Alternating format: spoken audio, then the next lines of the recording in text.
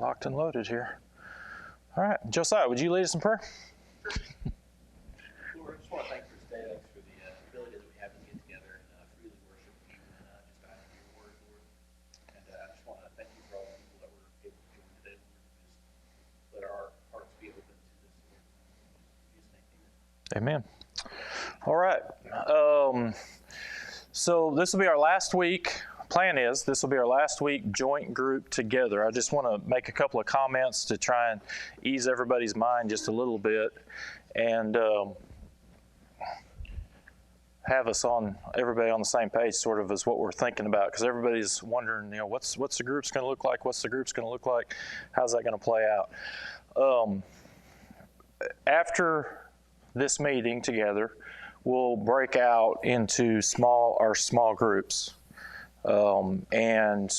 So Johnny is leading a group. Johnny, I think everybody knows Johnny, hopefully. And David in the back is leading a group. And for the guys, we'll have two groups. I think that they've contacted sort of all of you guys already. Oh, David's there. I'm sorry. I didn't see you there, David. I think they've kind of contacted everybody in terms of saying, hey, would you be part of my group or whatnot? If not, holler at me and we can make sure we got that sorted out. On the ladies' side, there wasn't really enough to do two groups, so we're just going to do one group. Okay, so Sharon's agreed to lead that group. So we'll just have one group of ladies as it relates to that. We want you to want to be a part of these groups, okay? But we also know that it's totally new for a lot of you. It's totally new for a lot of you, and there's anxiety that goes with that and everything else. So a lot of times what we'll do is we'll have weeks where we meet 3, 4, 5 weeks, and then we'll have our commitment time in terms of, commitment in terms of being committed to this group, okay? So if even right now you're still a little bit wary or, just don't know how that's going to go or whatever, we're going to meet 4 times, basically, 1 month, 4 times, and before we have a commitment time, okay? So you can meet with your group. Is your time's going to work in terms of when you're going to meet, all of those sorts of things. We're not going to meet together as a group as far as all of us goes, that kind of a thing. But if when you leave tonight, you talk with your group leader, y'all get a time set up as far as when it works for everybody in that group, you'll be able to meet 4 times before then we lock into that. Okay, does that make sense to everybody? Kind of, sort of? Because I think that everybody is pretty much locked in, and I get that. But in the same token, even Johnny and I, in our very first group that we had a couple of guys that were in there, and they had some life circumstances that came up that caused them to not be able to stay with it. And you don't necessarily know what's going to happen in relation to that. So, so know that. So when we meet after here, we break up into those 3 groups. Basically, we'll give them guys all the opportunity to work on your times, what's going to be a good meeting time for the whole group, that kind of a thing, and then kick off those groups. Then, depending upon when that day and time is, will depend upon when you guys kick your groups off. So last year we met on Wednesdays. Johnny's group met on Wednesdays. And so this week, if we started meeting this Wednesday, obviously it'd be hard for us to get all 3 journals in and everything else. So it may be that we would just do a couple of journals, or whatever Johnny would want to do, or whatever David would want to do, just do a couple of journals and then go from there, okay? We always have the Bible reading plan. Y'all saw it in your books, the Bible reading plan.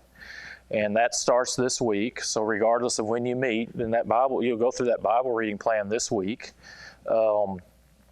And you'll journal 3 journals. So you're just doing 3 journals a week. And those journals are limited to 1 page. Okay? Okay, yeah. Vicki, those journals are limited to 1 page. Vicki? All right. And the reason for that is because we want you guys to have time to just share, okay? But with those larger groups, those larger groups, you're probably not going to be able to go through all 3 of those journals. So what may happen is you guys just decide that you're going to pick, as a group, you're going to pick 1 or 2, depending upon the group leader, to share, even though you've got those 3 journals. Okay. But don't think of your journals. It's like riding a bike. First time you ride it, it's like you're all over the place. Okay. And regardless of thought, this particular process is new for everybody, so everybody's learning through it. Okay, as far as that goes. So think of that journaling like you would just a personal devotion, and then as you're playing it out. Okay, does that make sense? Any questions about that, or things that I missed, comments, or anything? Is there questions? Yeah. Good luck, all you ladies. Yeah. Mm-hmm. We're going to work off of a demerit system for some of you. No. Yeah, that's right. Print out some new papers. Okay. We've also got some books up here that are just your resource books. That's just for you guys to help you, gives like some overviews, just very simple, like overviews of books and stuff like that. Just a resource. If it helps, great. If it doesn't, just keep it. Yeah, it's for you to have. Okay. Everybody get to go through Ruth this week? Yeah? How'd it go? Yeah. I see yeses and I see maybe. Huh? What? Do what? Better at the end? Okay. Yeah. And did anybody enjoy it anew, kind of a fresh?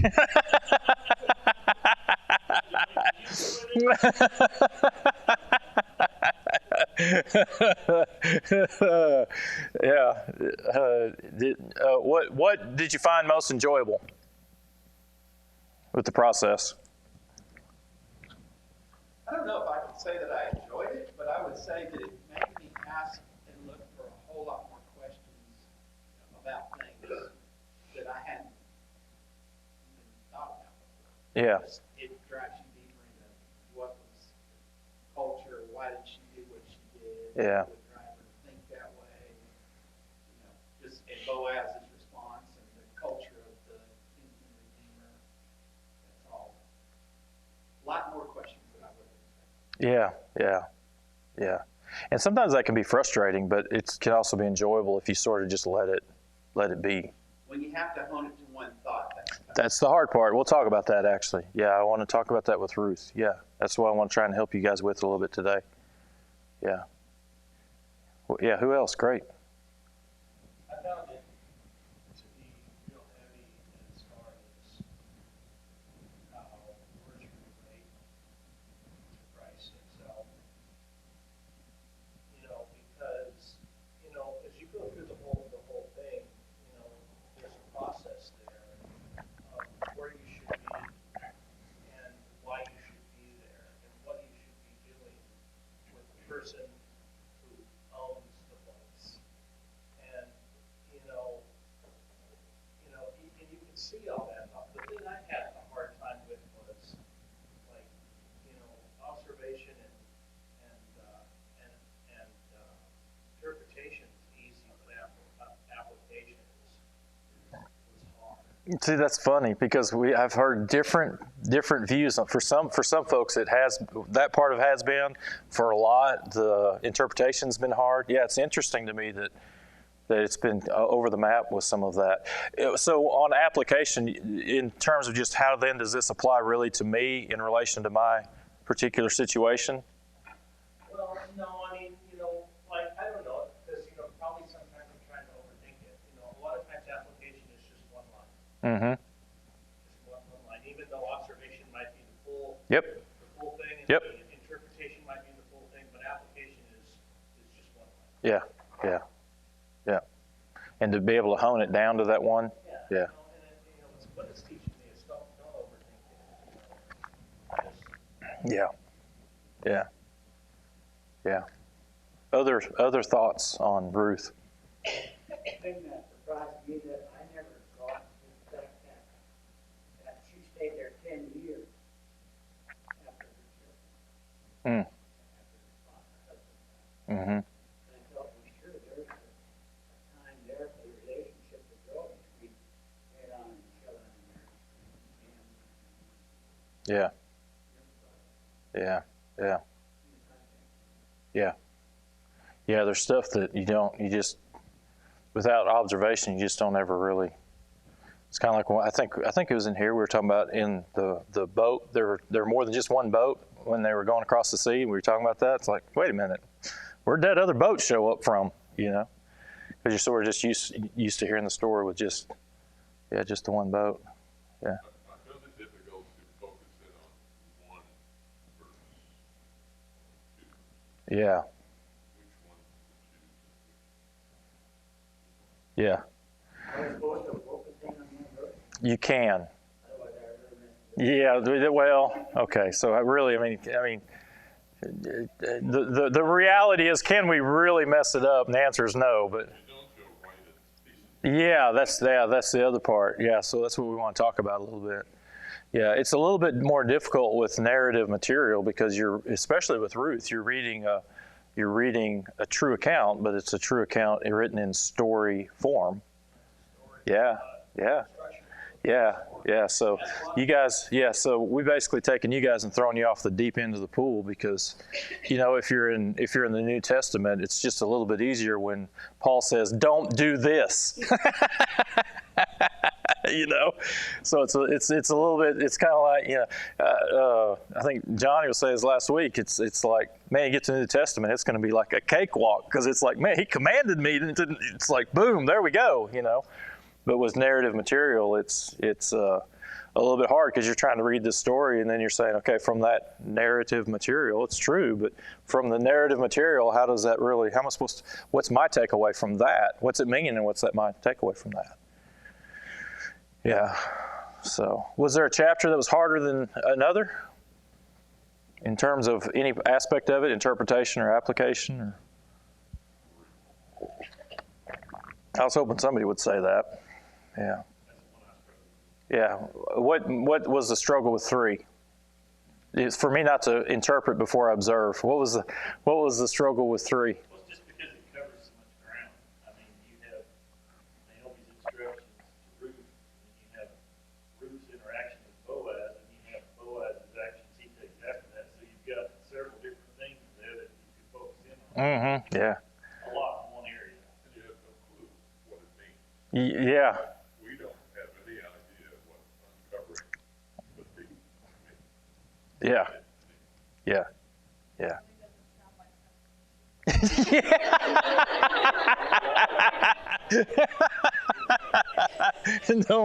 Don't mean this badly, but there seems like there's something really wrong about this.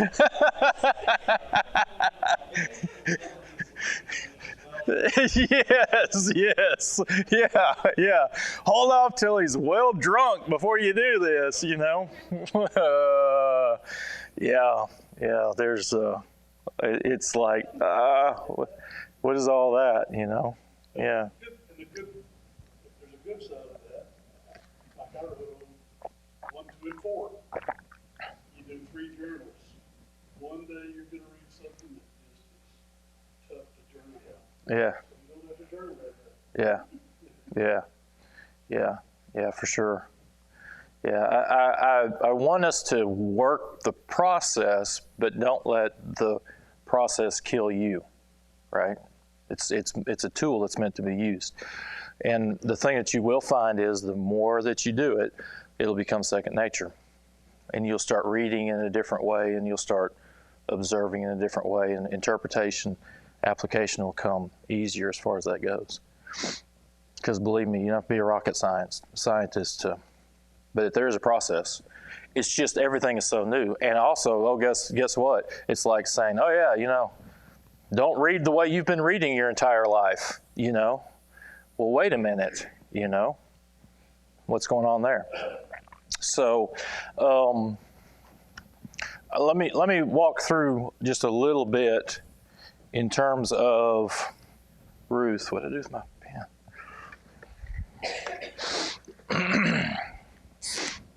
So with Ruth, we've got 4 chapters, right? Okay. What do we see in the first verse? I think it's first couple of verses in Ruth of chapter 1. What does it say?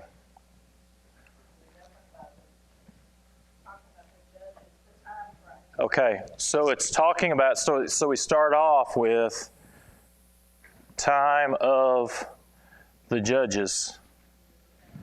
Okay, yep, we got a famine, and then we start to go into that. In chapter 4, I think it's 4, where do we end up? What are we talking about at chapter 4? Do what? Bethlehem, and what else? Because we've got now.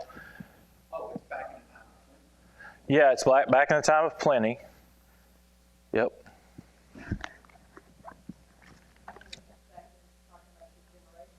Okay. Talking about generations, and generations specific though, because what does the generations end on? Who we know is what? Yeah, lineage of David. Who is David though? We call him King David, right? So you got from the time of Judges, and then we've got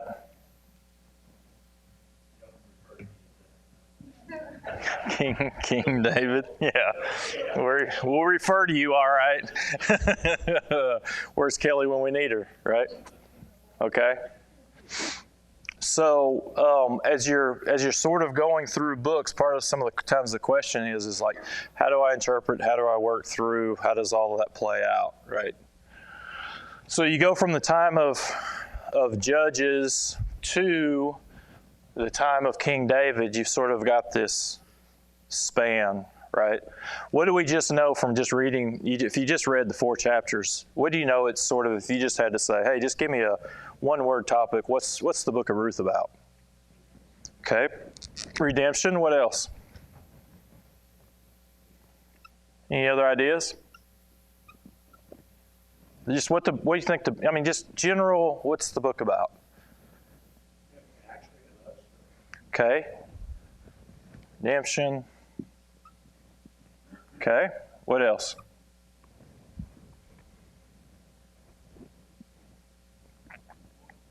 Loyalty. Okay. Have lots of loyalty. Submission. All right. Okay. Obedience plays in.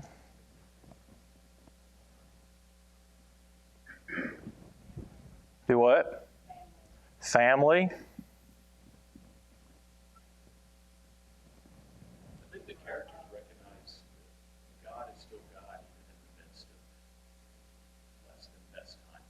Okay, so maybe we phrase that something like testing, trials, and let's call it, oh man, this would be great, trust. 3 T's.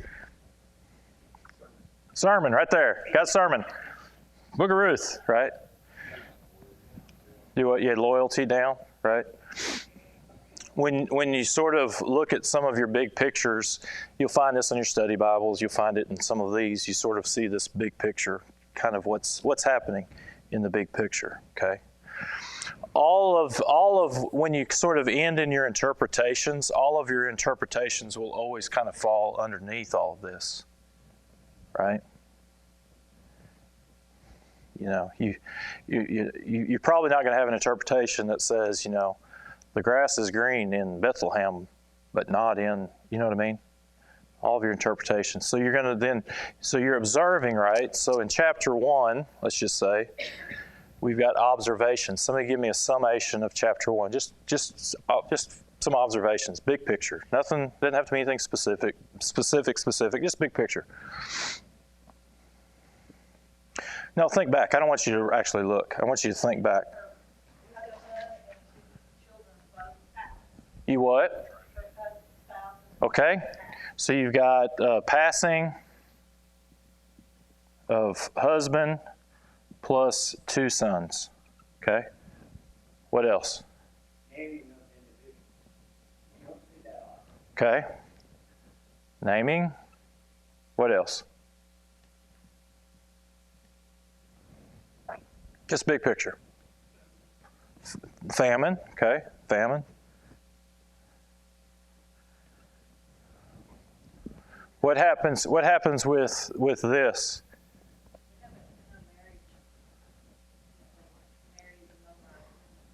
Okay. So you then also have 2 Moabite women, right? And you've got who? Naomi? Yeah. Oh, Orpah. Yeah. Orpah and Ruth. Yeah, you got Orpah and Ruth. Okay. What happens with the 2 sons die, then what happens?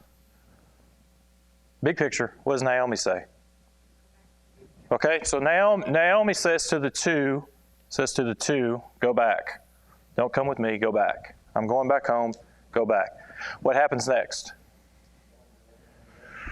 One goes, so one goes back, one goes with.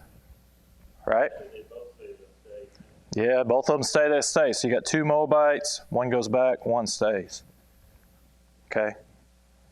End of chapter 1. How do we end chapter 1? I don't remember right offhand.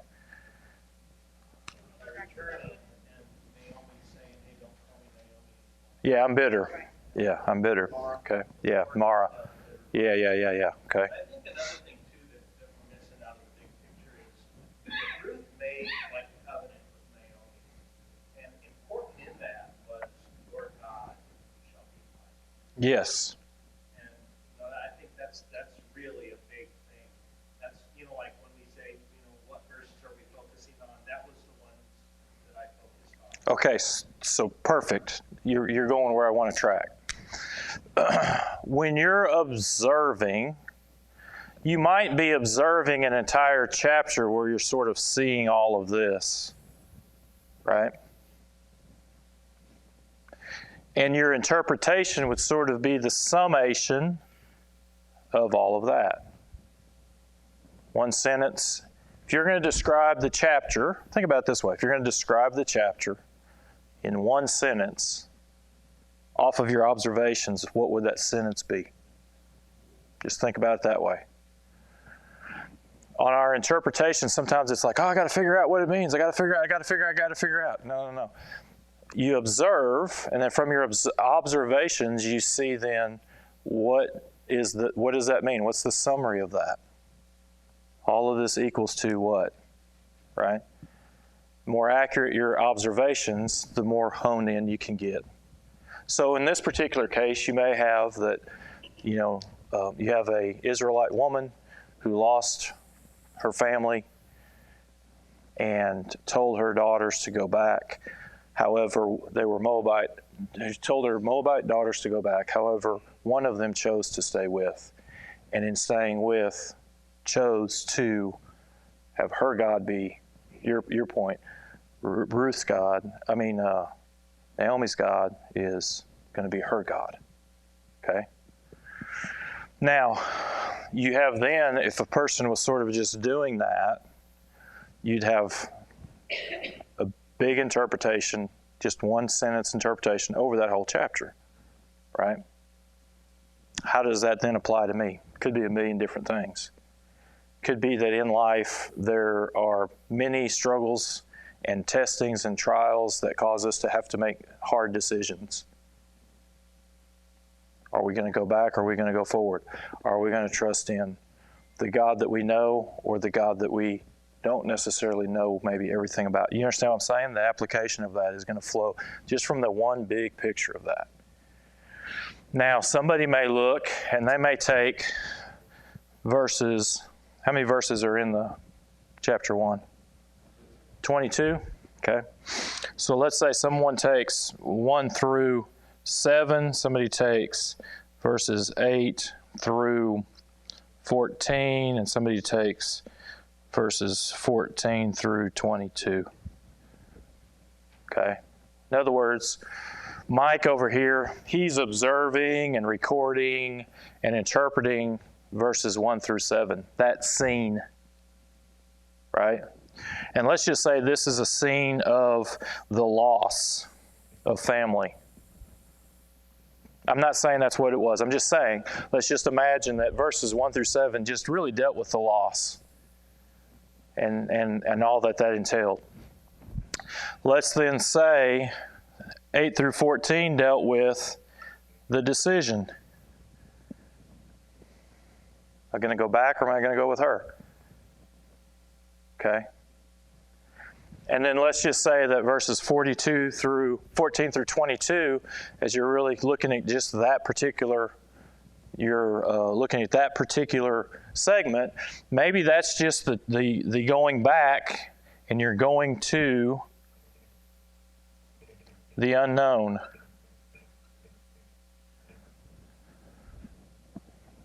You see what I mean? All of these fall underneath that chapter, right? And they all have a common theme. They all still fall underneath what's going on in relation to here.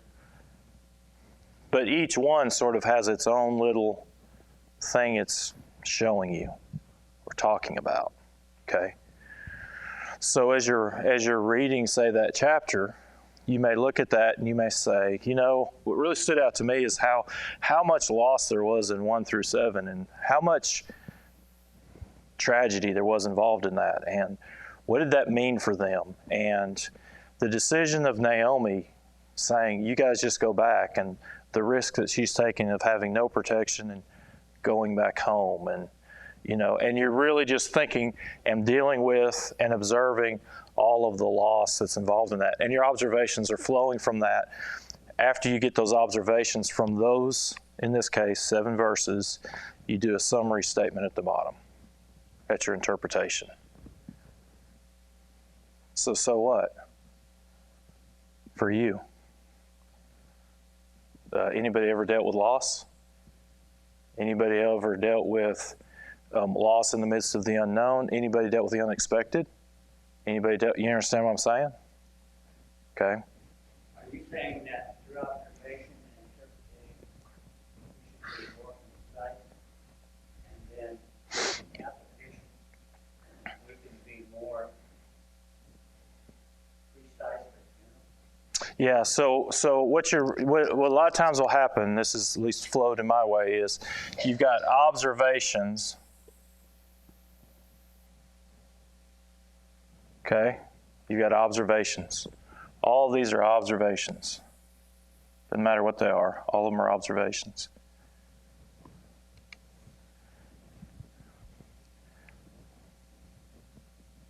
Tell me what that is in one sentence.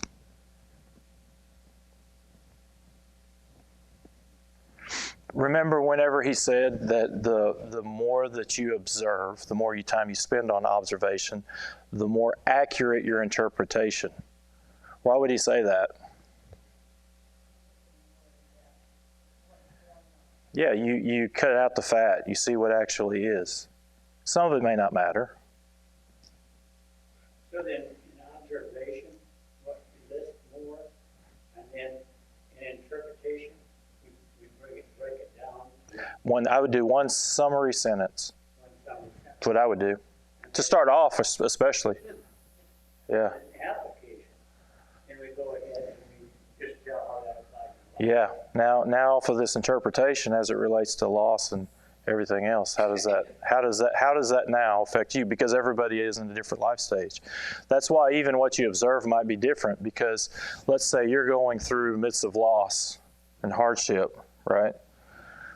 Mike's going through in the midst of the unknown. He may be really just locked in. Spirit may be leading him to lock in on Ruth's perspective, maybe locking you in on Naomi's perspective. Right? Does that make sense? When you break it down now and you force yourself to make this one sentence, so why do I say that? And this is the thing that I hated the worst. When you make that, force yourself to make that one sentence, you're having to hone in and cut out the fat.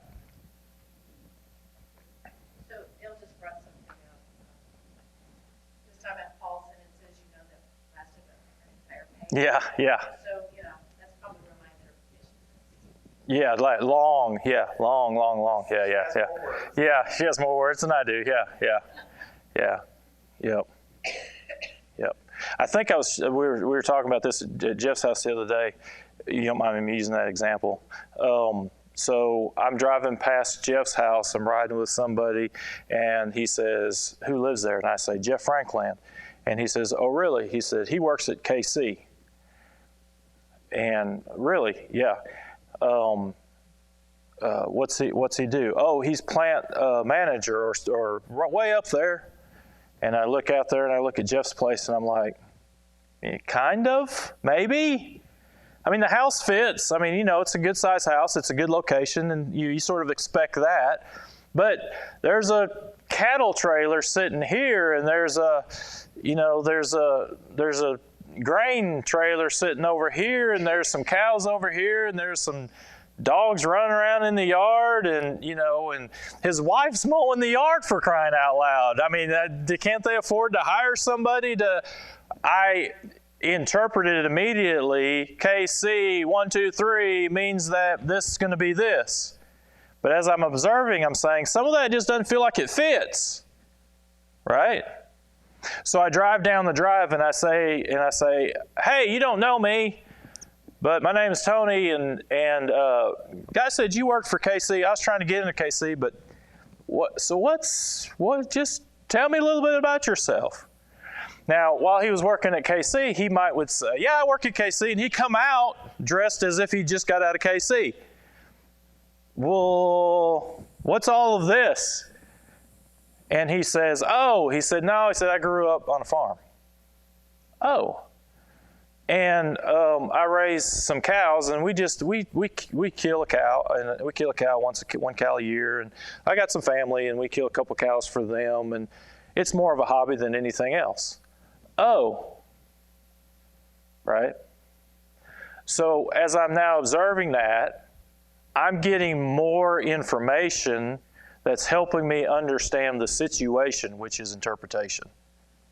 Before I would say, yeah, KC 1, 2, 3, stuffed up people who don't like country, live and drive fancy cars and don't even know what a pothole is, right? But Jeff wouldn't fit that mold. I would have misinterpreted him. Yeah, stereotype. Well, guess what we do when we read Scripture? We come with the answers, not the questions. We're uncomfortable now because we are not used to asking questions. All right? So as I'm observing all of that with in relation to Jeff's place and Jeff and all of this, I've got all of these observations. But now for an interpretation, because Johnny says, "I heard Jeff works at KC but lives here. What's up?" And I, in one sentence, have to describe all that I've observed. Something to the effect, Jeff Franklin does work at KC. However, he grew up on a farm and likes cows, and therefore feeds and still, you know what I'm saying? So you've got one sentence that lets you know the summation of all of those observations. If you think about it that way, as you're observing, you can simply observe. And then when you're through observing, you can bring a summary of that as it relates to that. Now, I'm going to tell you, in some ways, you're going to be off base in some little niches. I may misinterpret him in terms of some of that, but like with Ruth, you're probably never going to get outside the bounds of all of these things.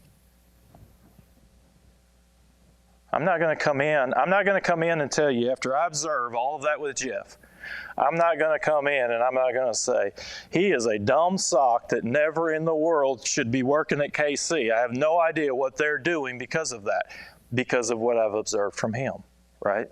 Or no way in the world could a KC person that works that high up at KC have a farm. Absolutely not. See, I would have misinterpreted that. In fact, when I first looked at it, I did misinterpret it. You see what I mean? As far as that goes.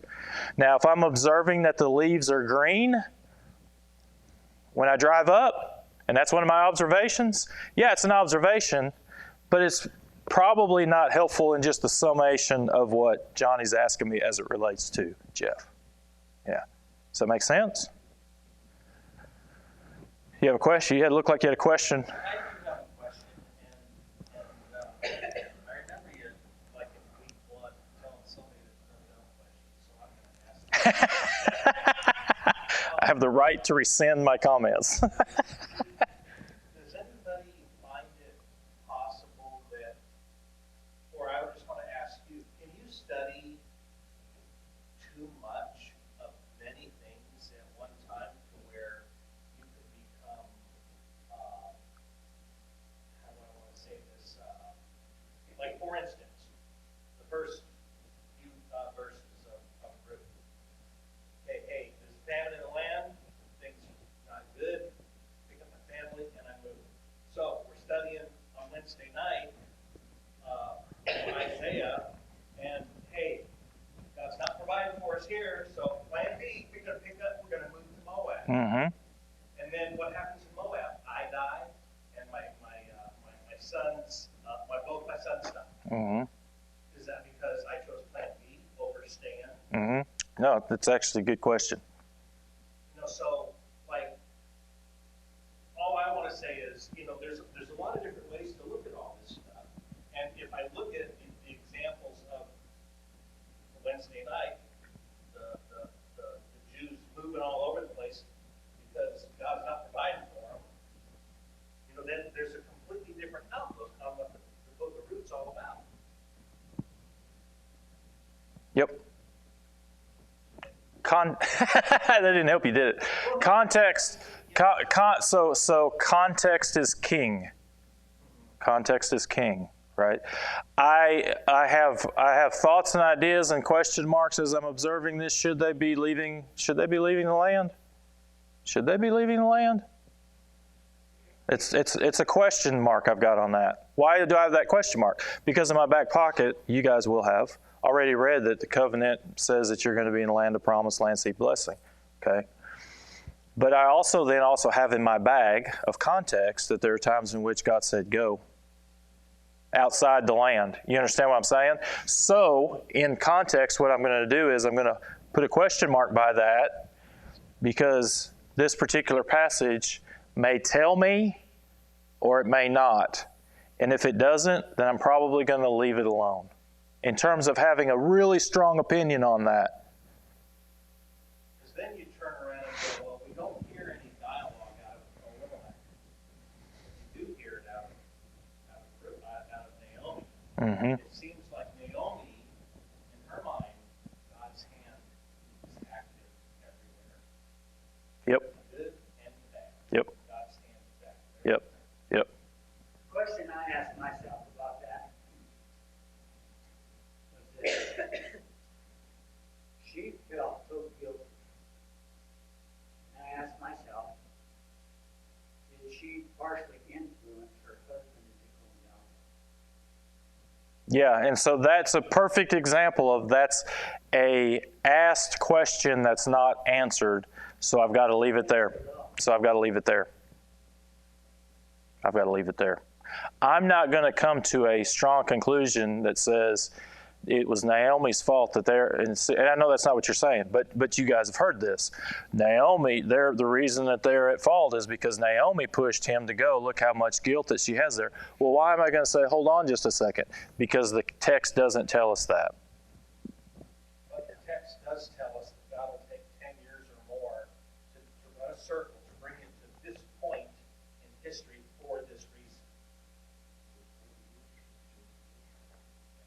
Yep. And back to your context thing, all indications that we have, just like Mike said, is that Naomi was trusting God through the whole process. Whereas on Wednesday night, the children of Israel were constantly being told to trust God and they were seeking outside help. So that's why they were being, I hate to use the word punished or disciplined for doing the wrong thing, whereas on her side it seemed to work out. But she followed her husband. So you guys are like proving my point so easily because this is why we gather together to discuss the Word. Because guess what we've just done? Oh, but hold on. We got to cut the fat off over here. We can't go down that path. Why? Because they haven't per se necessarily told us that. But they did tell us this. Yeah, and what about whenever we see this in the history? How does that then influence that? And iron sharpens iron, and what are we doing? We're honing in on all of these things in relation to this passage that otherwise we wouldn't.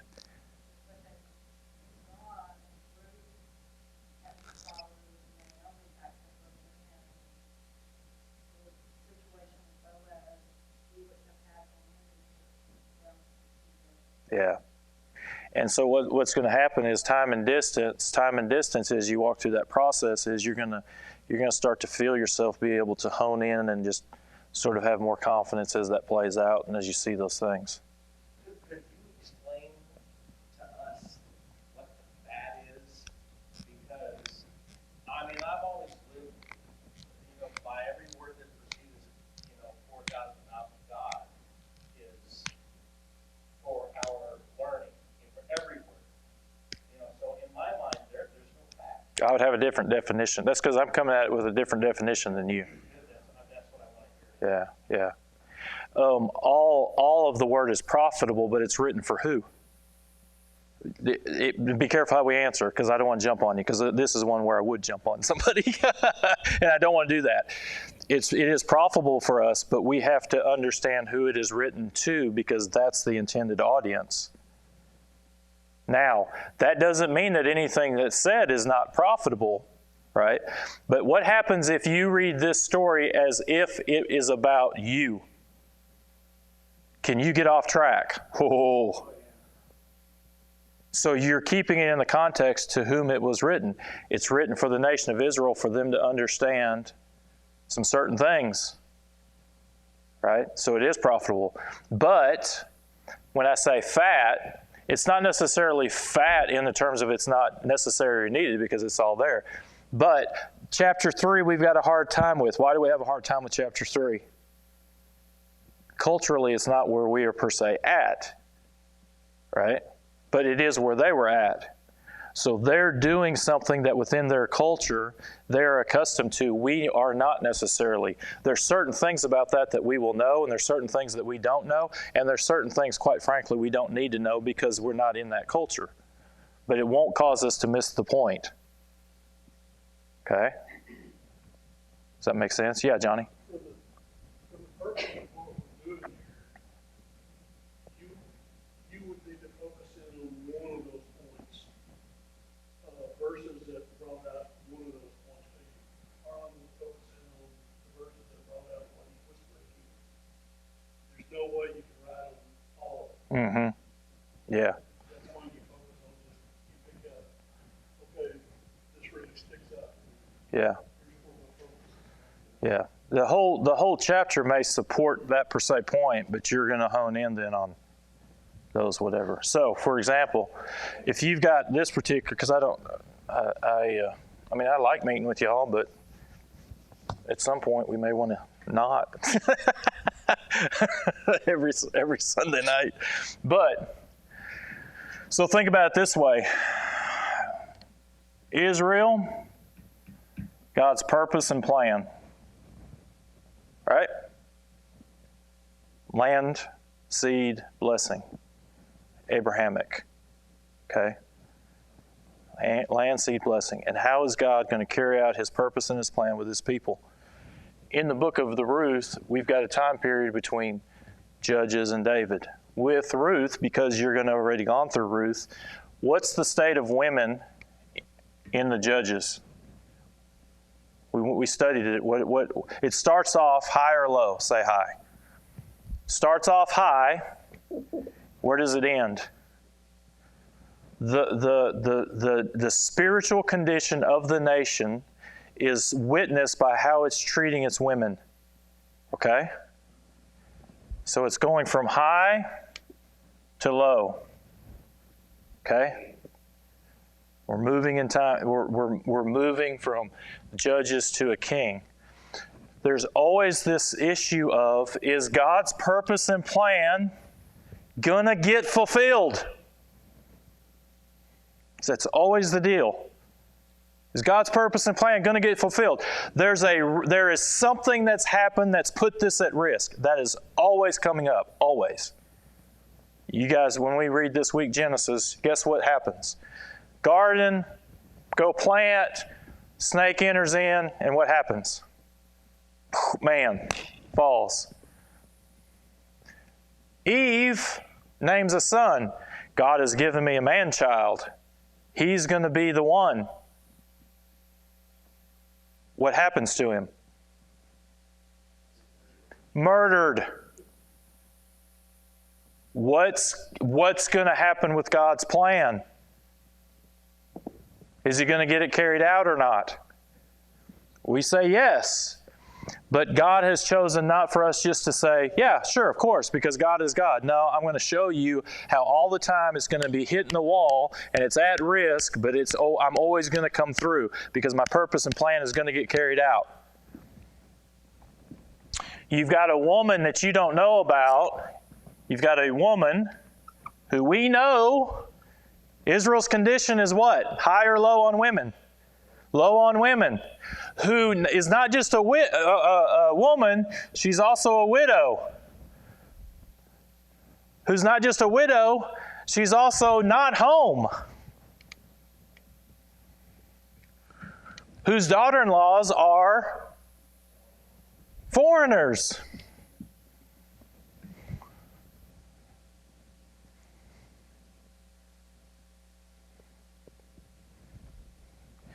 This widow says to these Moabites, go back.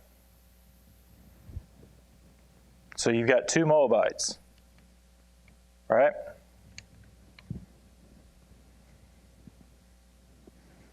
They say, we will. She says, no, you need to go back. You need to rethink that. One says what? I'll go back. The other one says what? And not just I'm going with you. Which means she's now what? Yeah, what's the term for that? Do you have any? She's proselyte now.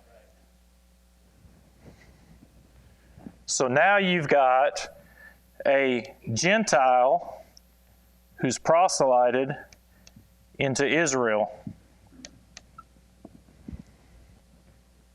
Scene 1. But what's the problem? They're still widow, proselyte, but she's still a Moabite who is at risk. Scene 2. We find a man named Boaz. My wife picked this out. What's Boaz doing? What's Boaz at the beginning of the story? What's he doing? What kind of a man is he? He's a farmer, well off. What's he doing? Do what? He's with his workers. Interaction with Ruth is what? How does he treat her? So initially, you just asked about it. Yeah, but what's he doing in that second chapter continually? What's he doing? He's looking out for her welfare. She is what? At risk. And he's doing what? Because it actually says there, he's a righteous man. What does it mean to be righteous? He's acting like Israel should. He's providing for people who are orphaned. He's providing for people who can't take care of themselves. He has to worry about her welfare. Why? They're in Israel. Why should he have to be worried about their welfare? Because Israel's wicked. So now all of a sudden, you've got one Gentile who did not proselyte. You've got another Gentile who did proselyte, but she's at risk. But when she goes back, they find that there is one righteous man. And his name is what? His name is Boaz. His name is Boaz. He's acting as Israel should. Now, Naomi comes in and says, She's kind of Jacob-ish. I'll trust God as long as I can work this out. We know that guy. Not saying that's all bad. We know that guy. You need, as the custom calls for, you need to present yourself to see if he's going to care for you. Guess what? He does, and he does so how? Discreetly. He does so discreetly where discretion is called for her sake. But when it's with in relation to everything else, what is it? Publicly, in front of witnesses. Want everybody to understand what's going on here. You've got another Israelite, number 2, who's a landowner, who has first rights, which means he should do what? He should take her in. But Boaz says, just remember, you take her in, you got all of it. Year of Jubilee, guess what happens? All of that's going back to her dead husband. What does he say? That's exactly right. So he says, no, he's a leader who is acting like the rest of Israel. So you don't just have people that are acting this way.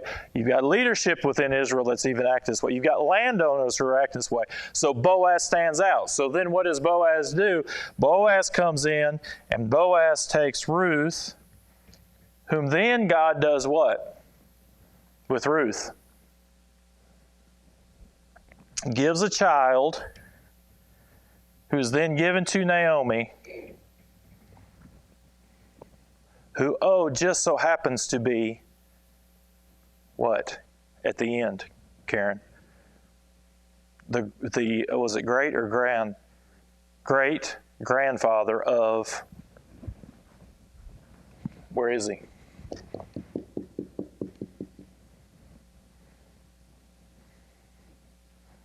So what do you have in Ruth? How does God think about the foreigner? The one who comes in, he does what? What's God going to do for her? He's going to take care of her. How does God take care of the widow who has the loss? What's he going to do? Even if Israel's wicked, what's he going to do? He's going to take care of her. He's going to take care of her. What is God going to do to the man who acts righteously in an unrighteous place when everybody else around him should be acting righteously? What's he going to do? Because don't think that that's a given, because one of the Israelites said what? It's not in my best interest. Come to find out what? He acted righteously first, and now he becomes what? Kingly line. Kingly line.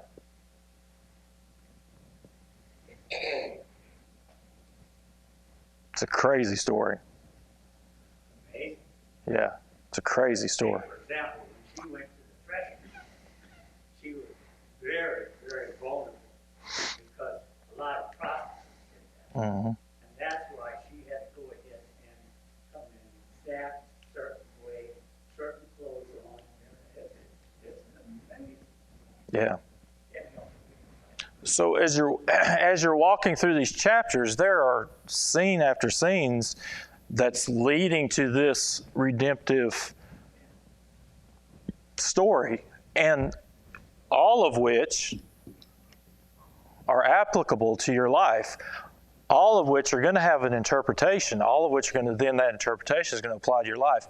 All of those interpretations, even though they may look different, finesse different because they're looking at different particular passages, are going to fit underneath this narrative theme. Okay? That whole story, until you get to the very end, can be seen as just circumstance and happenstance. You get to the end and then you go, God was working sovereignly. And actually, so here's the kicker, okay? They're actually written that way for that purpose.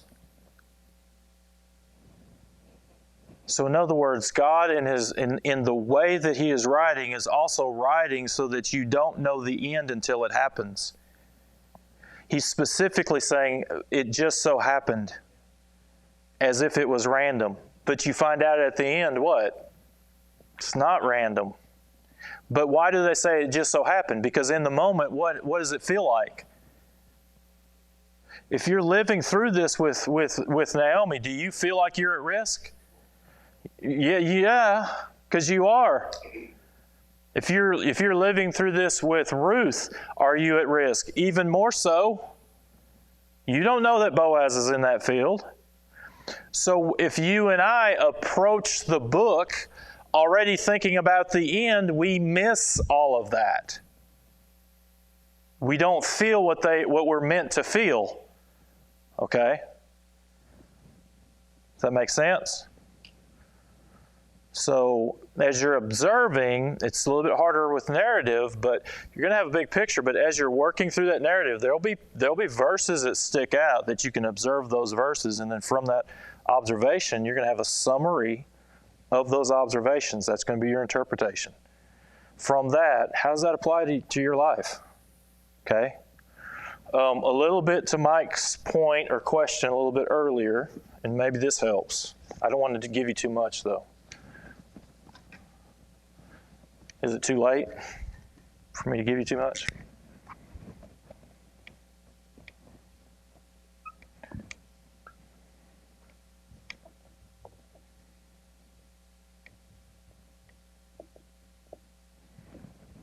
What does it mean then?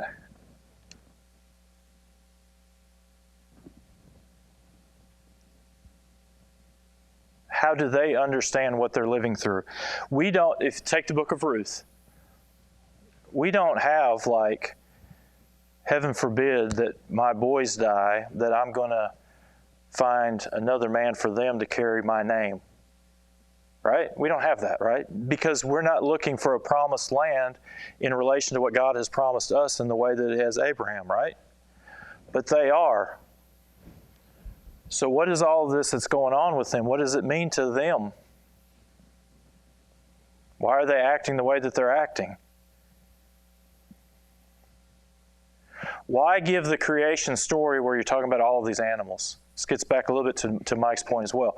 Why do you talk about the creation account with all these animals, and why do you talk about the creation account with He made the sun, He made the moon, He set apart the waters, and there's a big argument about, it's like, well, that's literal 6th day, and it's to prove that's literal 6th day. And I believe in literal 6th day creation, so don't stone me, okay?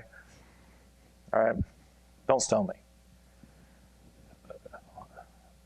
Deuteronomy, summation of all of that, Genesis and all that's given into, it's given to a people who are going to enter a promised land.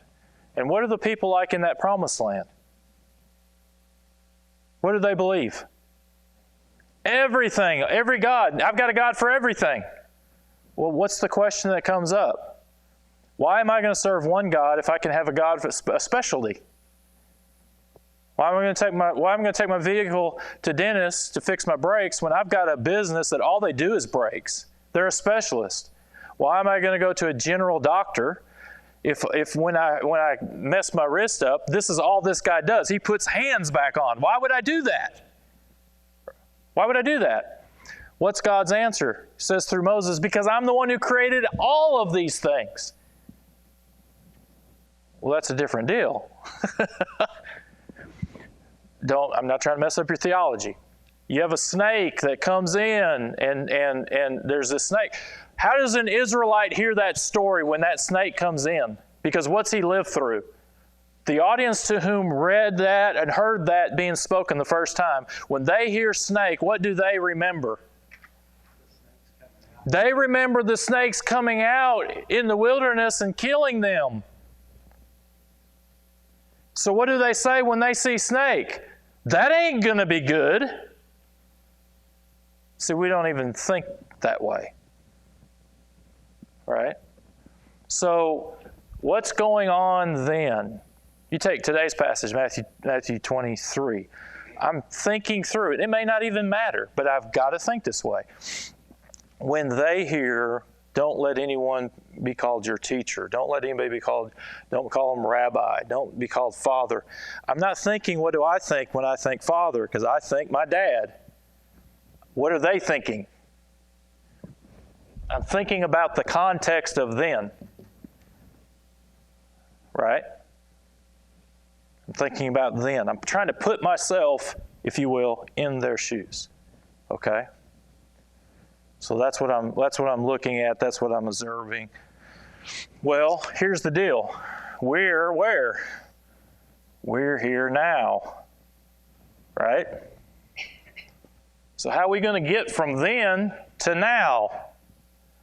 And here's the reality of it. Everything that's happening here has principles and character of God and the way that He works and all of those things that transcend culture and apply to me now.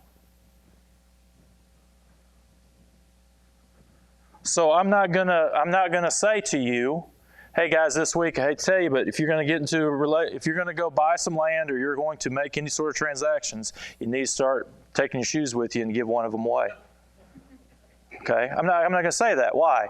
Because that's then. But what might I say? We keep our vows. Because when I trade that sandal, I'm saying you can now walk on this land. We keep those vows. We keep our vows. That's a transcendent principle character that now applies to now. Well, how may that apply? I might be in the middle of a business deal that I'm getting a little shady on. You know what I'm saying? I may have a tendency to hasten into promises. I need to back off and slow down. Okay? Does that make sense? Okay? We good with that? Be easy on yourself. Okay? It doesn't happen overnight. Has anybody the last 3 weeks regretted coming here talking about Bible study? Right? You get that opportunity each week, and you're going to grow. Okay. I leave myself wide open for people to. Y'all don't see the faces like I see faces. All right. Well, you get the opportunity to do that each and every week, and then hone in on those skills as you continue to work out that process. And I get it. It's new, it's different, and it's all those things. Observe, interpret, summary of that which you observe. It doesn't have to be the whole chapter. Really better if it's not, because it's really hard to do a summary off of a whole chapter. I know it's kind of hard, but okay. Sentence, summary statement of those observations. How then does that apply to where I'm at? Okay. All right. I want to go through these definitions real quick, these are a resource, okay? They are nothing more than a resource for you guys.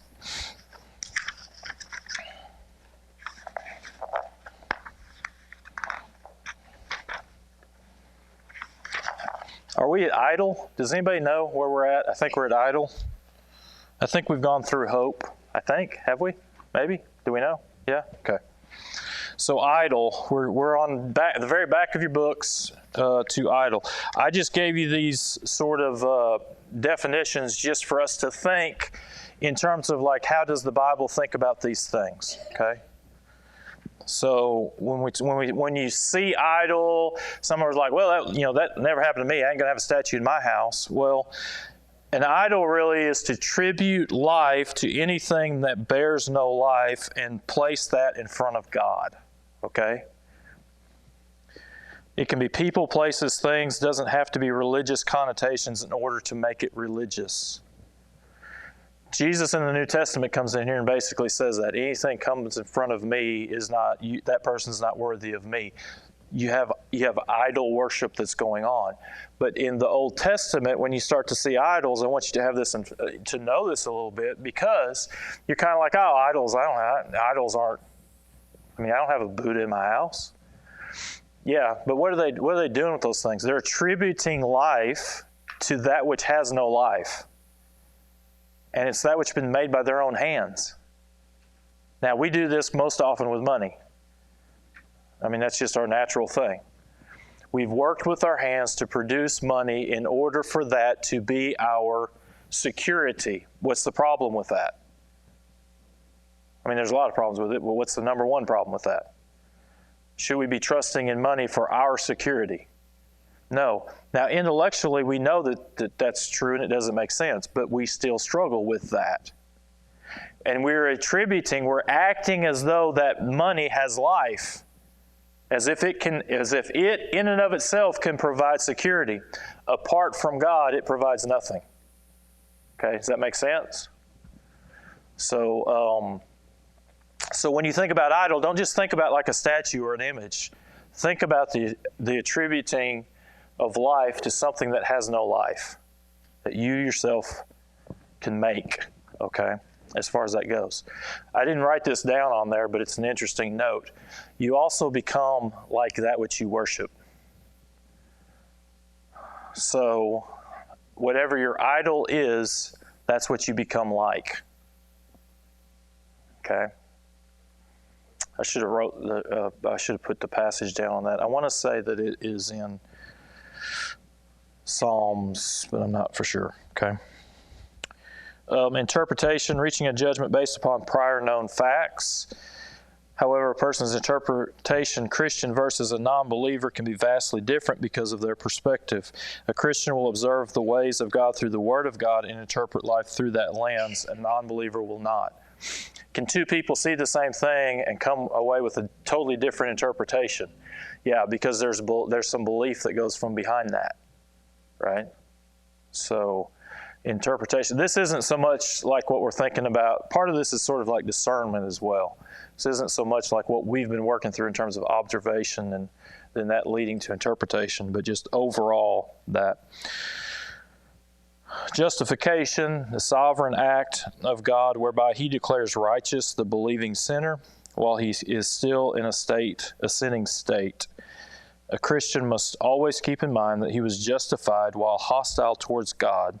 Justification is not a merit of man's faith, for God justifies man with no cause in themselves. God's work of grace, of mercy and grace, whereby He declares us righteous, was based on His glory and greatness, not ours. This is a massive, massive, massive thing to dwell on. This is like one of my staples of we got to really think about this, and it's not because of election or anything else.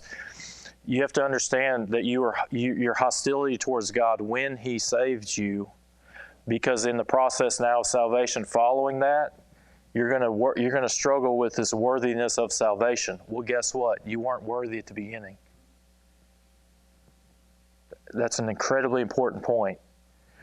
If you have a feeling that you brought something to the table at the beginning, now when you're working through your life in the midst of that process of salvation, guess what you're going to struggle with? But I'm not worthy, I'm not worthy.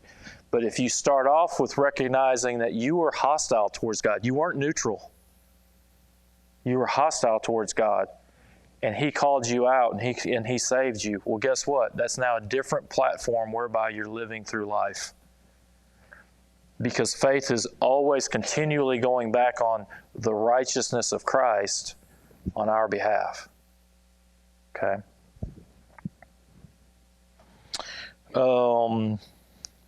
Kingdom, okay? The concept of kingdom includes three elements. You have to have a king or some sort of ruler, the authority to rule, and a people, a realm within which to rule. So the kingdom of God is the realm over which God rules in sovereign authority. Context determines which realm the Bible is speaking of during any period of time. So in other words, if there's passages reference Satan as being a ruler with the authority to rule, he has a particular place within which he rules. That does not mean that God is still not over Satan and that particular kingdom within which Satan, might reign.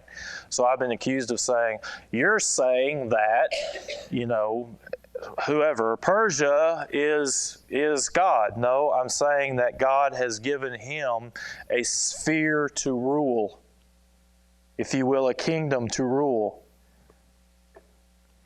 In the family unit, God has given you a realm to rule as parents, right? So He's given you certain authority, He's given you certain responsibility, and He's given you certain people, and He's given you a certain place. Okay? And you've got these tiers of how that sort of works out. So when you see these kingdoms and stuff that's going on, it'll be fascinating as we work through it in the Old Testament. You'll see how God is working through these different kingdoms to carry out His kingdom program throughout. Y'all stop me if you got any questions on this, because I'm just trying not to keep us long. Love, the desire and application of seeking the highest good in the one loved through the application of biblical truth applied in wisdom. Okay, love is not what culture deems it to be today at all. It's not that it doesn't carry with it emotion. It does carry with it emotion, but it's not emotionally driven. True love is me seeking that other person's highest good. It is not incumbent upon whether they accept that or not. It's not incumbent upon whether they understand that or not. It's not incumbent on whether they receive that or not. Right? If I've got a kid that's doing coke, and not the coke you drink, if I step in because he's still under my home and my reign, and I say, "Ain't happening in our house," what's he going to do? Throw a fit. Because he wants his coke. But what am I going to say? Not so, buddy.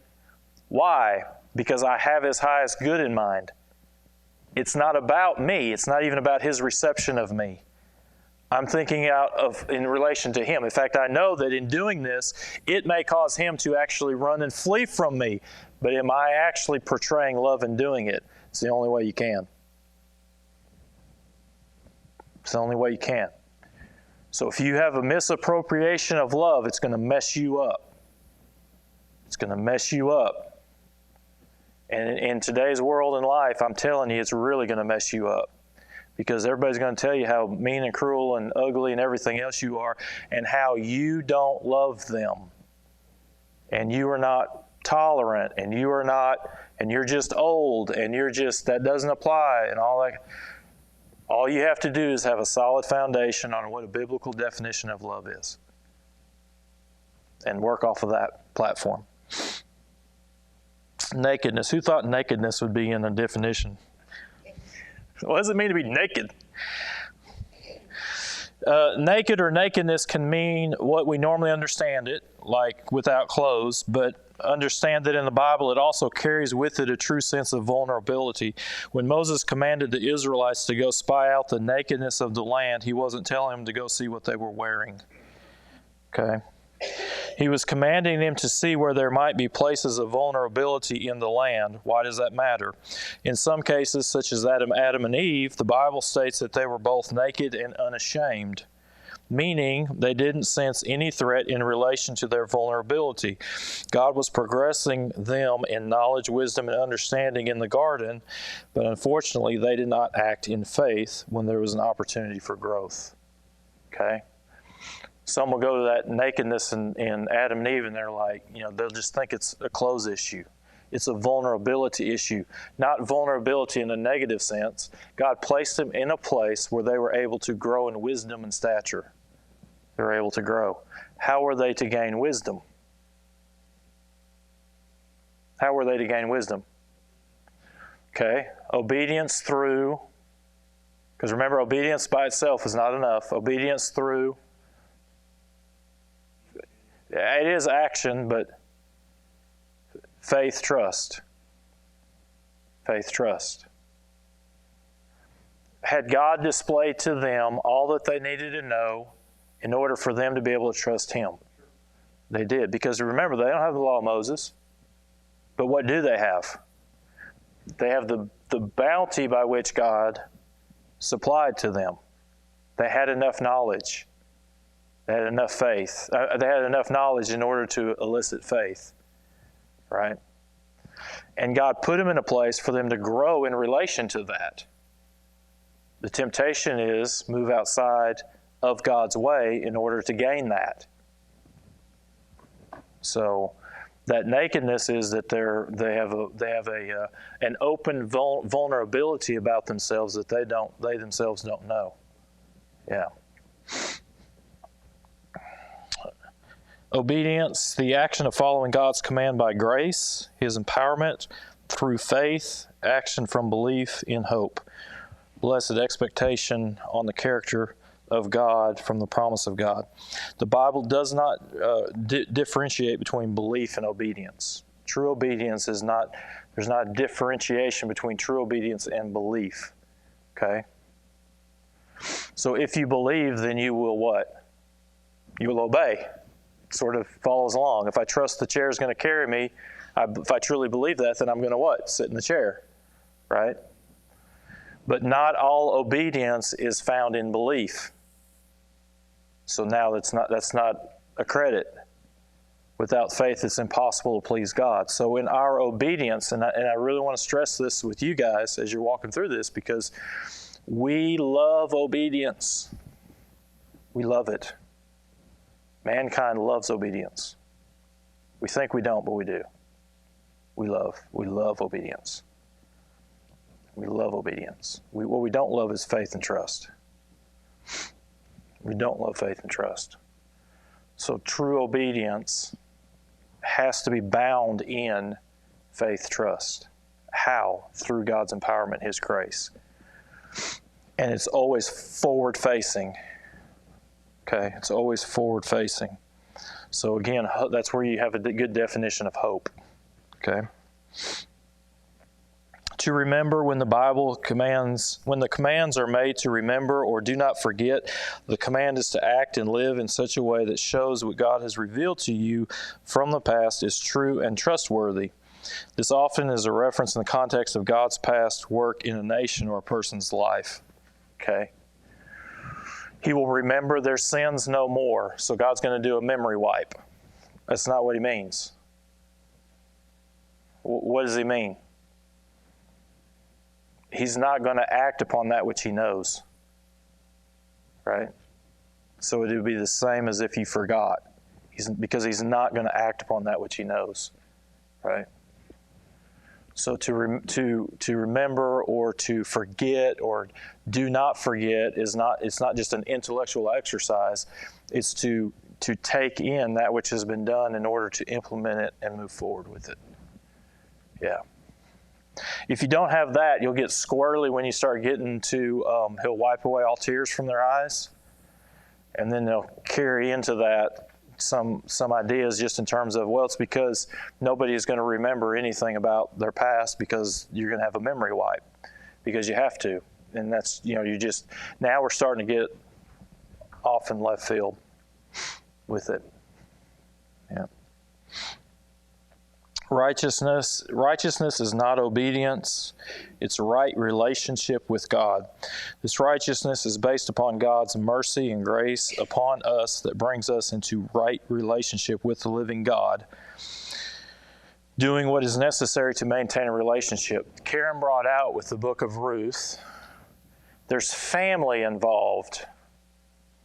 When you go through Genesis, one of the things that you're going to find is that family, everything is revolving around family. Everything's revolving around family. Family is the way by which you're showing loyalty and displaying righteousness. Okay? So when you're walk through Genesis, what do you find immediately with Cain and Abel? You don't find family loyalty. Now, lack of family loyalty is a threat and a risk to the program of God. So it's not just about that murder. It's about what? She thinks that Abel is the next Messiah. He's going to make all this stuff right. Cain kills him. What happens next? Now you've got Seth. What happens after that? You've got this lineage that none of you are going to read, which I get. But you've got this lineage, and why do they bring in this lineage? Because you've got these lines and what's happening. Well, when you get to Noah, what's happening with Noah? There's wickedness everywhere. It's not just one line or the other. It's not just Cain's line. It's both lines are wicked. There's intermarrying. Why does all that matter? Is God's program and His plan going to get carried out or not? Doesn't look like it. You're now down to one family, Noah. You get out of the ark. Boy, that Noah, he's a righteous man. You get out of that ark. What do you find right after they get out of the ark? Yeah, party, incest. Risk. Is it going to actually happen? You get into the story of Abraham. Boy, that Abraham, he's always trying to give that Sarah away. So what does that matter?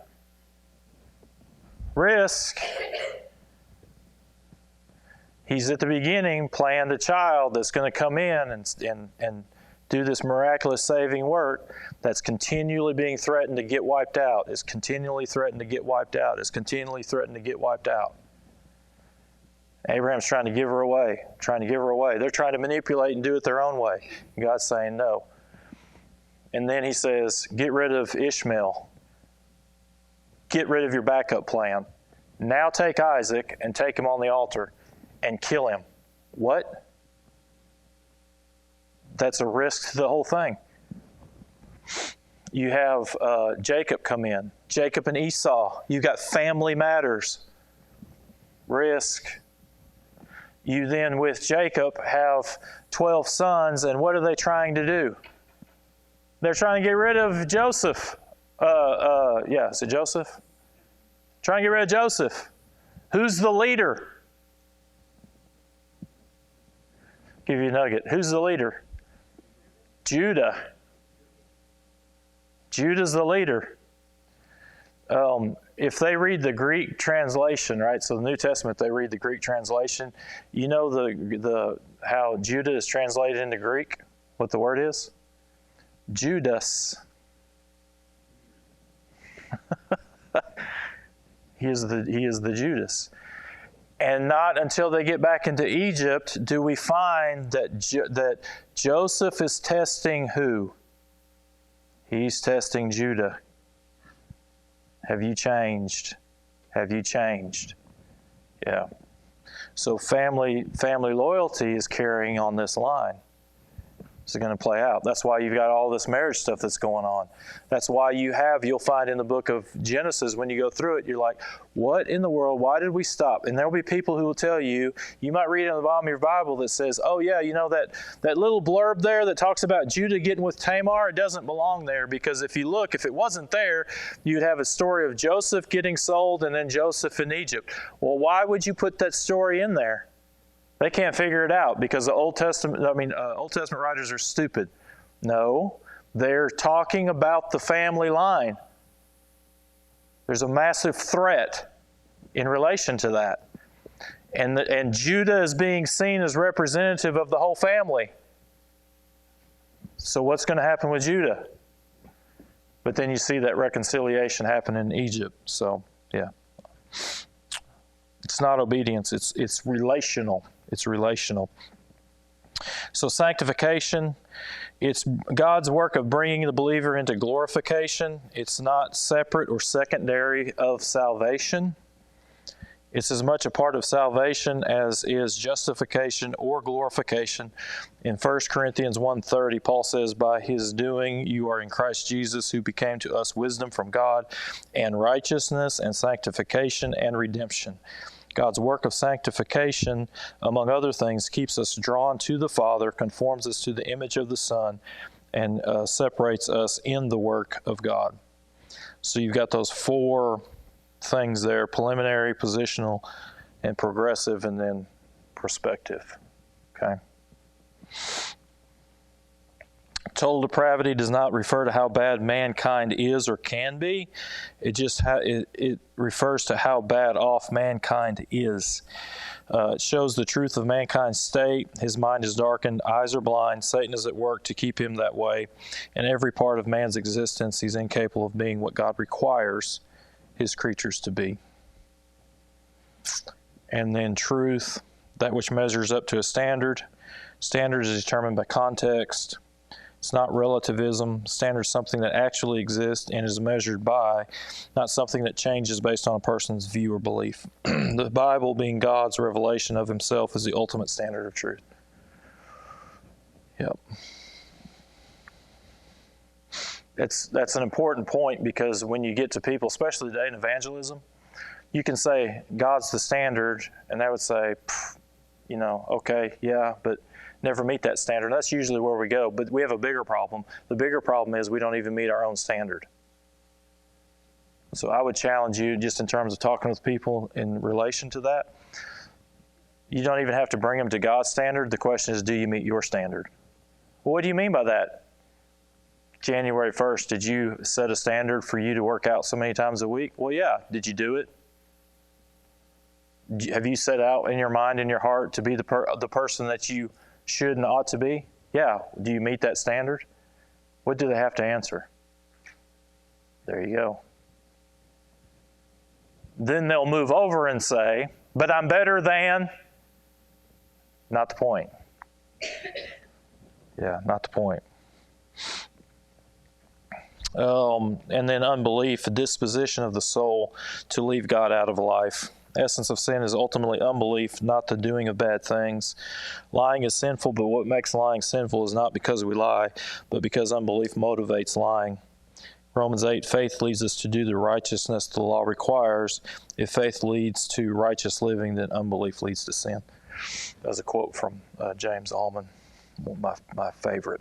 So those are just, sometimes it's kind of like, man, it'd be nice to have a reference point. You can go and use those. It's not there to memorize. It's not there, we're going to have a quiz. It's not there, any of that.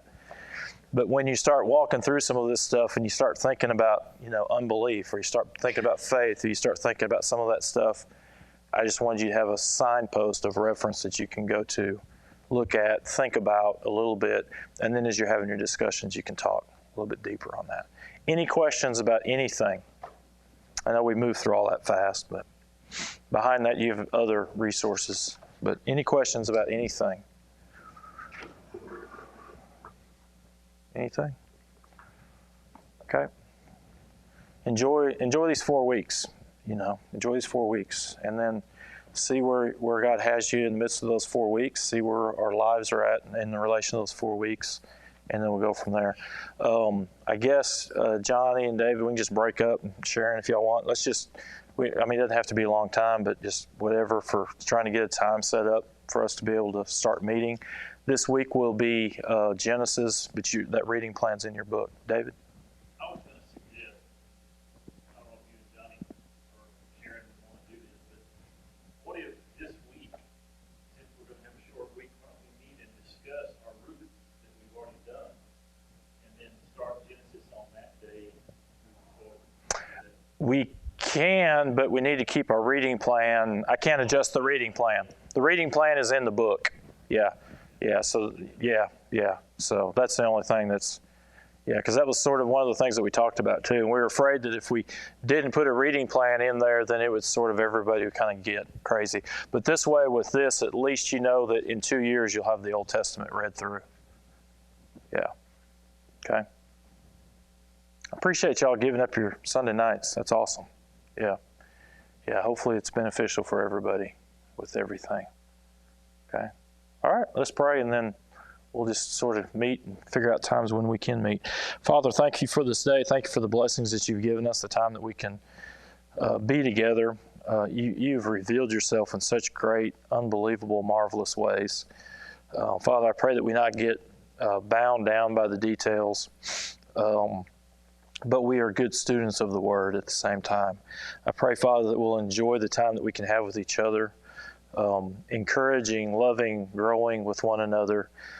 There has been an aspect of this that's kind of academic. I pray that our groups wouldn't I pray they wouldn't be academic by nature, but relational because of the work that you've provided in your Son.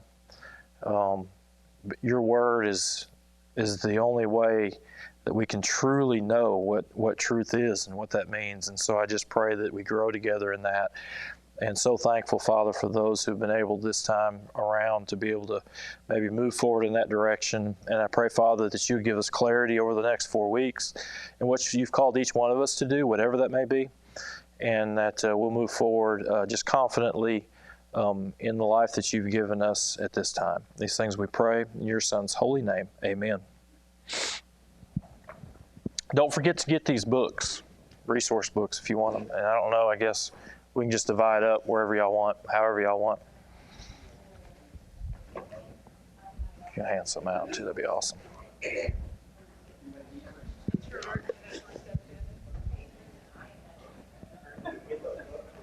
Mind handing those out just to get everybody some, whatever. We got some green ones here if guys don't want that.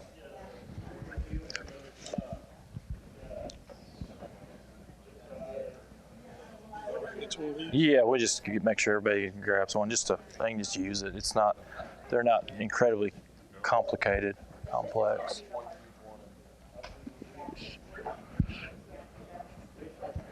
That good? Oh, did you get one? I got one, but I need to give some to Okay.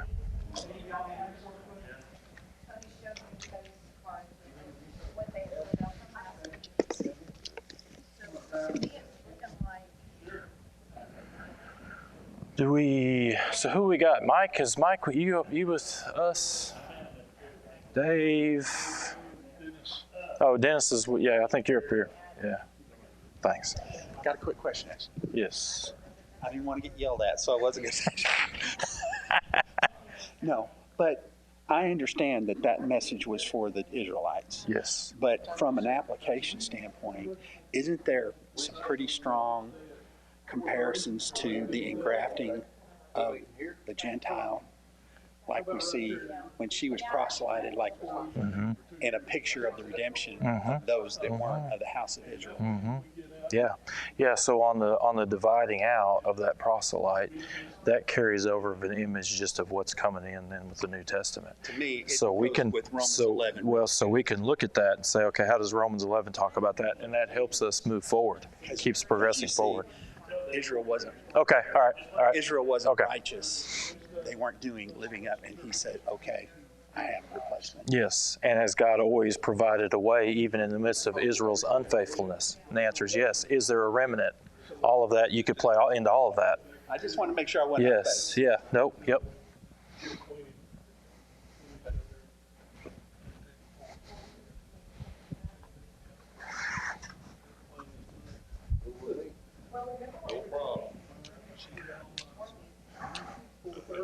Wednesday? We'll have 2 journals done. Okay, so we just start in Genesis like we got in the books, and then we'll do 2 journals? Okay, yep, perfect. Anybody not get this? I got one. Now, Debbie wants to get involved.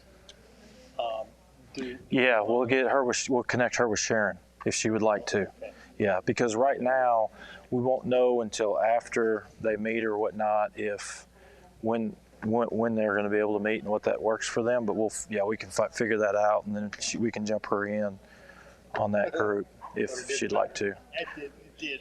Yeah.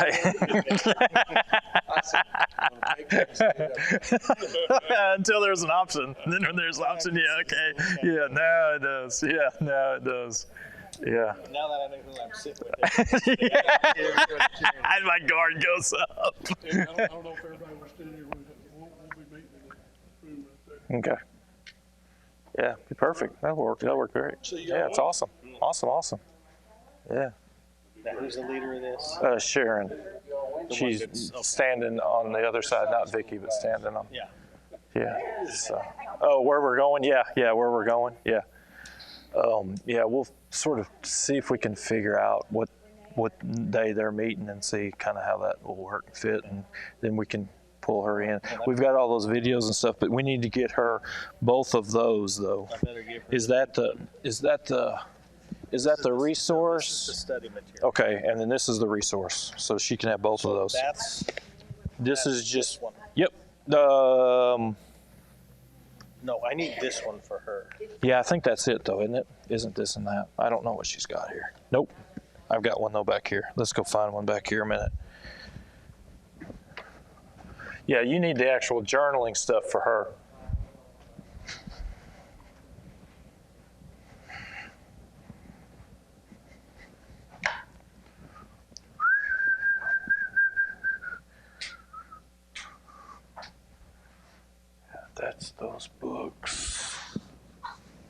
See this one.